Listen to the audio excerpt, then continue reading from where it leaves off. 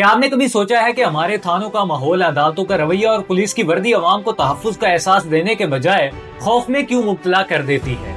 آخر کیا وجہ ہے کہ دہائیاں گزر جانے کے باوجود ہمارے انتظامی اور قانونی نظام میں عوامی خدمت کے بجائے حاکمیت اور دباؤ کا عنصر حاوی نظر آتا ہے؟ اس کی سب سے بڑی اور کڑوی سچائی یہ ہے کہ آج بھی پاکستان اور ہندوستان جن بنیادی قوانین کی بنیاد پر چل رہے ہیں وہ کسی آزاد ملک کے آزاد شہریوں کی حفاظت کے لیے نہیں، بلکہ برطانوی سامراج نے اس خطے کے لوگوں کو قابو میں رکھنے اور ان کی آواز کو دبانے اور اپنے تسلط کو قائم رکھنے کے لیے بنائے تھے۔ 1857 کی جنگ آزادی کے بعد جب برطانوی تاج نے بر صغیر کا اقتدار اپنے ہاتھ میں لیا تو انگریزوں کا سب سے بڑا خوف یہ تھا کہ یہاں کے لوگ دوبارہ کبھی اپنے حقوق کے لیے کھڑے نہ ہو سکے۔ اسی خوف کے نتیجے میں 1861 کا پولیس ایکٹ نافذ کیا گیا۔ اس فورس کا مقصد عوام کی جان و مال کی حفاظت کرنا یا انہیں کسی جرم سے بچانا ہرگز نہیں تھا، بلکہ اس کا اصل کام عوام کے دلوں میں دبدبہ قائم کرنا اور برطانوی حکومت کے خلاف اٹھنے والی ہر تحریک کو بند کھلے مسل دینا تھا۔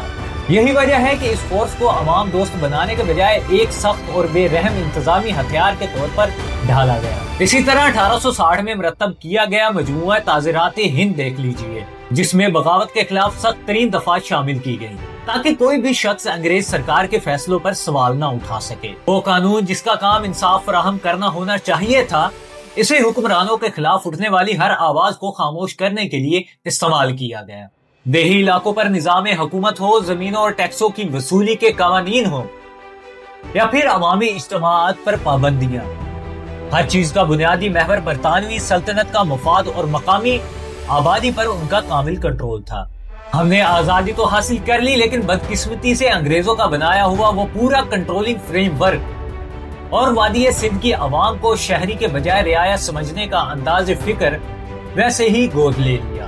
آج بھی جب ایک عام شہری انصاف یا اپنے حق کے لیے کسی ادارے کا دروازہ کھٹکھٹاتا ہے تو اسے وہی نو آبادیاتی رویہ اور پیچیدہ قانونی جال نظر آتا ہے جو اسے تحفظ دینے کے بجائے بے بس کر دیتا ہے۔ سچی اور واقعی آزادی تب ہی مکمل ہو سکتی ہے جب ان قوانین کی روح کو بدلا جائے اور انہیں عوام کو دبانے کا ذریعہ بنانے کے بجائے ان کے حقوق اور سلامتی کا ضامن بنایا جائے۔ یہ تھی ویڈیو۔ اگر ویڈیو اچھی لگی ہو تو چینل کو سبسکرائب کر لے اور بیل آئیکن کو دبانا مت بھولیں۔ اللہ حافظ۔